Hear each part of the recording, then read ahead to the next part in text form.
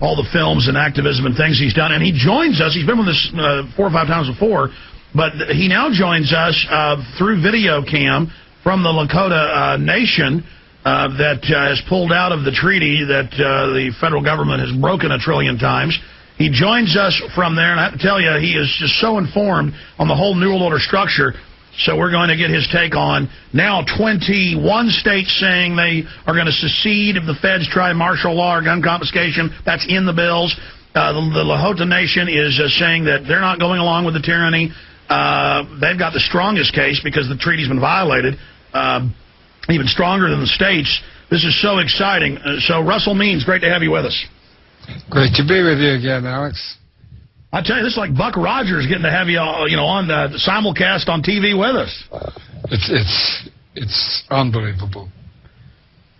Well, here we are. There's so much I want to talk about in the 50 minutes we have with you, but you've got the floor. What would you like to speak about first? There's so many things I want to get into, but what would you like to speak about first?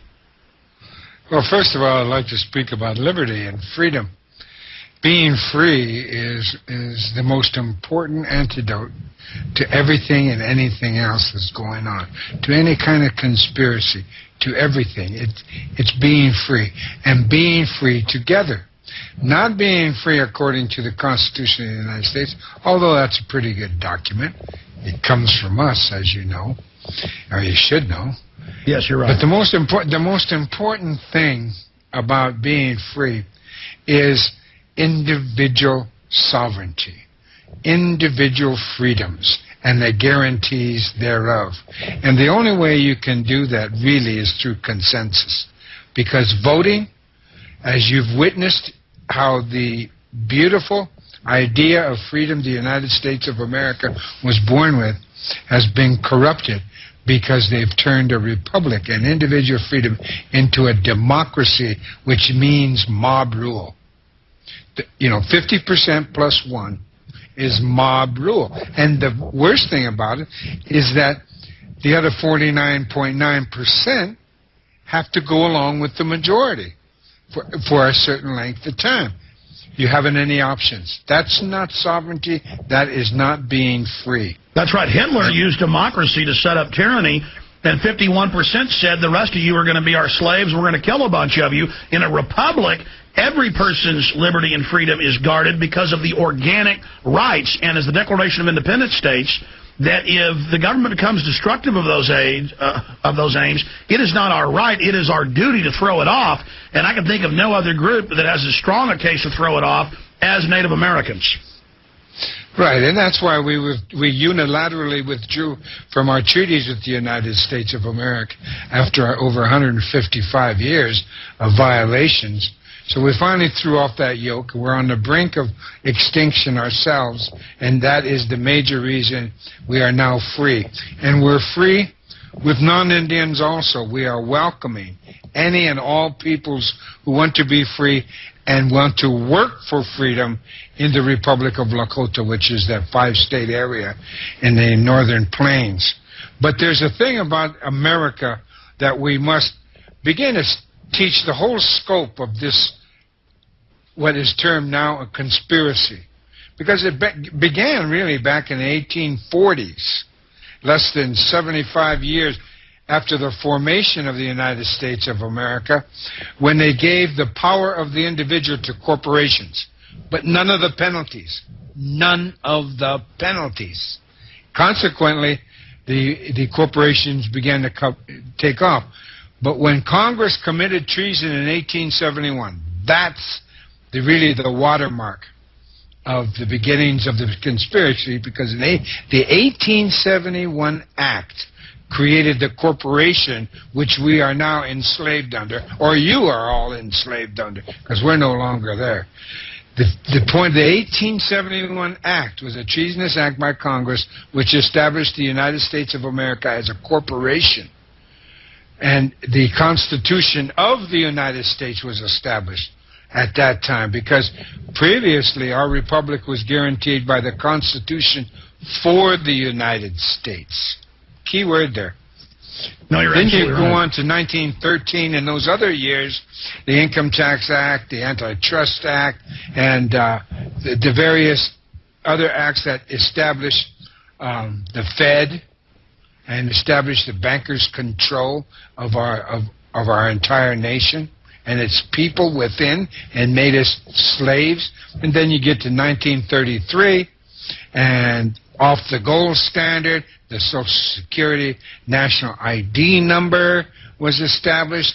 And then you get into the industrial military complex, which was cemented into place after World War II, and with the No Such Agency Act of 1948, which was, by the way, the National Security Agency. If you remember, I can, because I'm that old. I can remember when it was called No Such Agency, because to this day no one knows the real power or the scope of that agency or even its budget. Not even Congress knows its budget. Sure. And then you have the subsequent acts and the conspiracies that we've all come to know and abhor right now and what we're living under. I was just going to interject and have you continue with that timeline. They've now announced the National Security Council, through the NSA and the rest of it, is openly running the entire government, that the governors in PDD 51, the John Warner Defense Authorization Act, serve at the pleasure of the president. People thought Obama was going to end all this. He's expanding it. Bush passed the baton. They put in their Judas goat to fool people, and I'd like to get your view on that. And now they're openly announcing the FEMA camps. They're openly announcing bills to basically ban guns. And I mean, you pointed out yourself, they brought in Social Security to domesticate us, to put everybody on the reservation. You know, how they want us dependent, how they want us domesticated, how they want us institutionalized. And then they always call that right wing to say that. No, it's not right or left. This is... So I'd like you to speak to that specifically and the dark times we see unfolding right now, but at the same time, the positive things that are happening, because resistance is accelerating and people are rediscovering liberty and freedom and finding out they don't have a choice. They're going to have to fight. You know, back in the 1970s, right here on the Pine Ridge Sioux Indian Reservation, all of a sudden, for reasons it will never be explained or explainable, I started receiving quarterly reports from the Trilateral Commission in the U.S. mail. Wow. I don't know how I got it or why, and then it lasted for about a year and a half, and it disappeared. But in those quarterly reports, it was phenomenal how they know everything about everything financial in the world. The IMF and the World Bank, which is the credit agencies for every country, and they had a category called quasi-money. I've since come to understand what quasi-money is. It's you and me. It's our Social Security number. It's what enslaves us to all these financial packages the bankers who are running the world have put together. But Obama, listen, Obama is the good cop. They have the bad cop, good cop. This country now, it's mass psychology to its nth. You know, George Orwell nailed it back in the 1940s with his books. But the point, we're in that George Orwellian reality, is the good cop now has made everyone feel, now it's just in Texas, by the way, my friend. And their best-selling down there is those plates. I couldn't believe it in Texas. The plates of Obama with that Jesus Christ pose. You know, it's like this. He's looking up, a slight smile.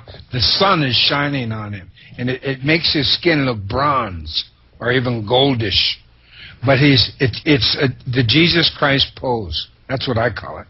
And that's the way they're treating him. I talked with some Obama supporters there in Houston, and it was unbelievable. They would not listen to reason. It's like they've been fed some kind of Obama dope, and that they're hooked now. It's, you know, you bring out facts and figures, and they still wouldn't go for it. I can see exactly what he's done. It's almost like he's a drone, that he is some kind of sheeple created especially to pull the cover over. You know, all his appointments are Zionists. all his appointments. I can't name one that isn't. But the point I'm trying to make is that I believe the United States is part of the client state, not only of the bankers, but we're now a client state of Israel and the Mossad.